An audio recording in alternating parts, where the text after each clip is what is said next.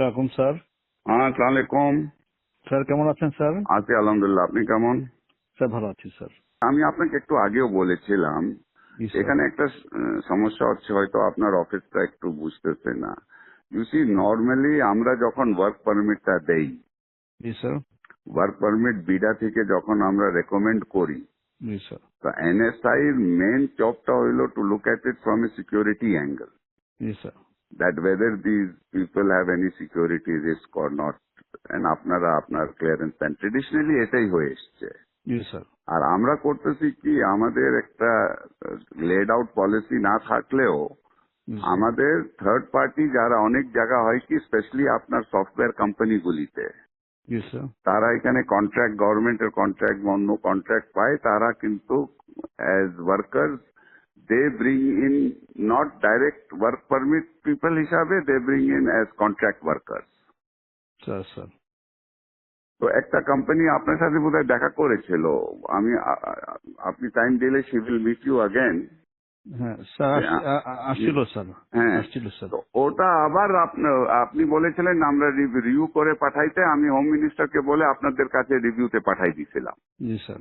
ওটা আপনারা আবার না করে দিয়েছেন। জি স্যার। স্যার আপনারা করেছেন না অন দ্য গ্রাউন্ড দ্যাট বিডার কোনো পলিসি নাই এটার ব্যাপারে। তো এক্স্যাক্টলি স্যার। ওটা তো আপনাদের দেখার ব্যাপার না। হ্যাঁ পলিসি স্যার। আমার আছে কি না, that is not, you see whether the security clearance আছে কিনা, ওয়েদার দে আর সিকিউরিটি ও নট সিকিউর, ওটা তো আমার ওয়ার্ক, আমি হোম মিনিস্ট্রির সাথে বিডা বুঝবে। স্যার ঠিক আছে স্যার। এখন স্যার আমি আমি দু একটা আসপেক্ট একটু আপনাকে বলি। হ্যাঁ, যেই লোকটা ভাড়া দেখাচ্ছে 30,000 টাকা, বাট সে 3 লাখ টাকার বাসায় থাকতেছে, so he is not paying tax because he is showing 30,000 টাকা হাউস রেন্ট।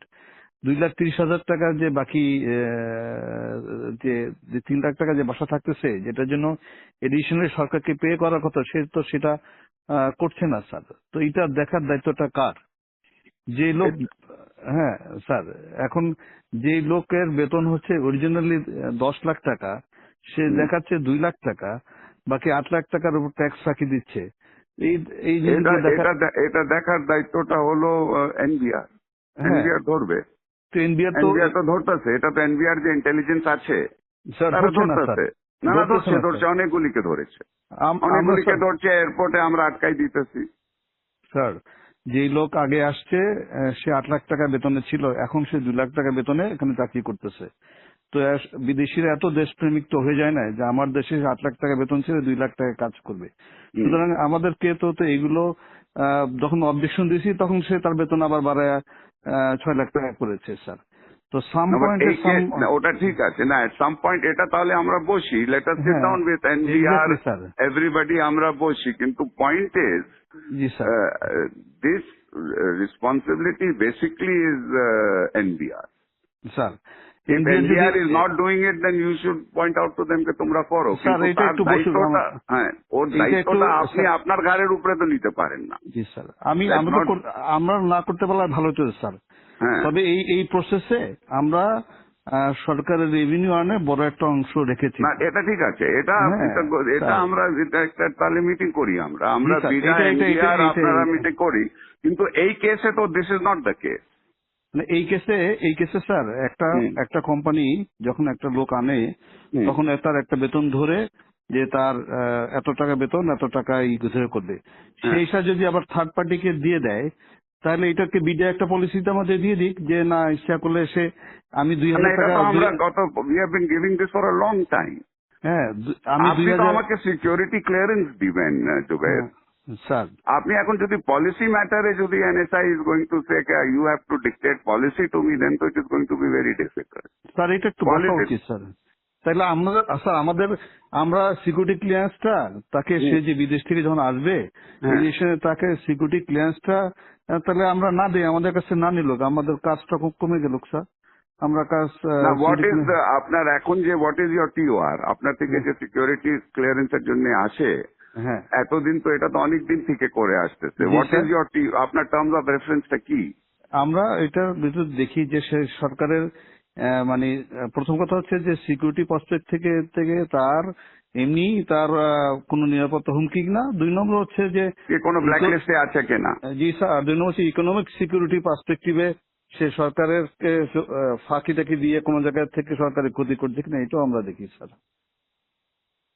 এখন আমরা যদি বলে, সরকার যদি বলে না এটা দেখার দরকার নেই, আমরা ক্লিয়ারেন্স করতেও রাজি নেই স্যার, আমাদেরকে অনেক ইম্পর্টেন্ট কাজ আছে। কিন্তু যখন একটা লোক ফাঁকি দিয়ে, যার বেতন 10 লাখ টাকা, সে 2 লাখ টাকা বেতন দেখায় বিদায়ের সাথে হাত মিলায়া সে যখন সরকারকে ফাঁকি দিচ্ছে, তখন কেউ না কেউ তো দায়িত্বটা নিতে হবে স্যার। না না, বাট এটা তো আপনার ঠিক আছে, আমি দেখি, আমি প্রিন্সিপাল সেক্রেটারির সাথে কথা বলি। জি স্যার, আমার এটা একটু যতদূর মনে হয় দিস ইজ নট, এতদিন তো ছিল না, এটা তো নতুন, আপনি ডিজি হয়ে এই প্রবলেমটা আসছে, এর স্যার, আগে তো কোনোদিন হয়নি। আমি তো 2009 সাল থেকে এই প্রতিষ্ঠানে আছি। I work as director external, এবং যারা এরকম ট্যাক্সের ফাঁকি দিচ্ছে এই বিষয়গুলো সবগুলো আমরা এইভাবে করে ধরেছি, এবং আমরা যখন অবজেকশন দিয়েছি ওরা আবার বেতন বাড়ায়, যেটা লিগ্যাল যে পায়, যে বাড়ি ভাড়া যা 3 লাখ টাকা দিয়ে করতেছে সে তখন 3 লাখ টাকা বাড়ে ওটার উপর সরকারকে ট্যাক্স দিয়েছে স্যার। চিটাগাং পোর্ট দিয়ে স্যার হাজার হাজার গাড়ি আসে, ওগুলো আটকাই, ওরা ট্যাক্স দেয়। So I am adding value tax to the government. Although এখন বলবেন যে না এটা তো এনএসআই রেসপন্সিবিলিটি না স্যার, এটা যদি সরকার বলে দেয় যে না এগুলো করার দরকার নেই, আমরা কিছু করবো না স্যার, আমাদের কাছে ক্লিয়ারেন্স না পাঠাইলেও তো হবে না স্যার। কিন্তু বিডা আমাদেরকে বলতে হবে যে তারা যদি জাস্টিফাই করে যে একটা লোক বিডা যদি কম্প্রোমাইজ না হয়, আমাদের তো কোনো অসুবিধা নাই স্যার। আমাদেরকে একটু ক্লিয়ারলি বলে দিক স্যার যে একজনের জন্য নিয়ে এসে আরেকজনকে দিতে পারবে, বা 2-3 হাত ঘুরে এসে লোক কাজ করতে পারবে, আমাদের কোনো অসুবিধা নাই স্যার। একটা মিটিং হলে ভালো হয় স্যার, আমাদের জন্য সুবিধা হয় স্যার। যে আচ্ছা ঠিক আমাদের আছে, আমি দেখি, আমি একটা মিটিং এর ব্যবস্থা করি, আমি প্রিন্সিপাল সেক্রেটারির সাথে কথা বলি। জি স্যার, এটা একটা, জি sir. We need to get a clear guidance on this. এবং আমি স্যার 12 বছর এই পজিশনে চাকরি করতেছি, এবং এইভাবে আমরা কিন্তু ক্লিয়ারেন্স মানে যেগুলোতে কম হয় না আমি অবজেকশন দিয়ে আসতেছি কিন্তু। এবং এই এই এই এই প্রতিষ্ঠানটা একটু ম্যানিপুলেশন বেশি চেষ্টা করতেছে, এবং বাট আমরা এরকম কেস খুব রেয়ার পেয়েছি, যারা একজনের জন্য নিয়ে এসে, আমি নিয়ে আসলাম একজনকে বিদেশ থেকে, এসে আবার আর এক কোম্পানিকে দিলাম, এই কেস প্রথম আমরা পেয়েছি। বিডা আমাদেরকে বলে দিক যে এইটাতে কোনো অসুবিধা নাই, আমরা সদস্য দিয়ে দেবো, বিডাও ক্লিয়ারলি বলে না। আচ্ছা ঠিক আছে, আমি দেখি, লেট মি। আর আপনাকে একটু জানাচ্ছি, BIDA is a compromise organisation sir, মানে ন্যাশনাল ইন্টারেস্টে ওটা তো শুনেন, আপনার NBR is also compromised organisation. Exactly sir, আপনার exactly civil aviation is a compromised organisation. Sir. আপনার সব থেকে বড় কম্প্রোমাইজড অর্গানাইজেশন ইজ দুদক। জি স্যার। আচ্ছা, আর আপনার অর্গানাইজেশনও কম্প্রোমাইজড আছে। স্যার এখানে তো আমার বাঙালিরাই আছে স্যার। আপনারও তো কম্প্রোমাইজড আছে। আপনার লোক যখন নিচে যায় ক্লিয়ারেন্সের জন্য, ব্যাংকের যে ডাইরেক্টরের জন্য আপনার থেকে ক্লিয়ারেন্স নেয়, স্যার, আপনি যে জুনিয়র অফিসারকে আপনার গ্রামে গঞ্জে পাঠান স্যার, আমার সম্বন্ধে খোঁজ নিতে, স্যার, তো সেও কম্প্রোমাইজড আছে ওখানে। স্যার, বাংলাদেশে কোন জায়গা কম্প্রোমাইজ না? সবাই মিলে একটু ভালো করার চেষ্টা করতেছি স্যার। সেটা করেন, কিন্তু ডোন্ট সে দ্যাট কম্প্রোমাইজ আপনার অর্গানাইজেশনটাও is compromise. I can give you examples where your people have gone and to give a clearance certificate, how much money they have charged. Sir এটা আছে স্যার, আমি অস্বীকার করছি না sir.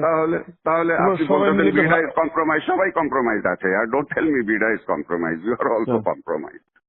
Sir, you want examples, I can give you example. Sir আমাদের TR থেকে এটা বাড়তে দিলে আমরা উই আর হ্যাপি, আমরা ক্লিয়ারেন্স না ঠিক আছে, আমি let me talk to principal secretary. I'll have a meeting to find out exactly where we are. এটা তো we have to understand it. Okay. জি sir. Sir thank you sir, আসসালামু আলাইকুম স্যার।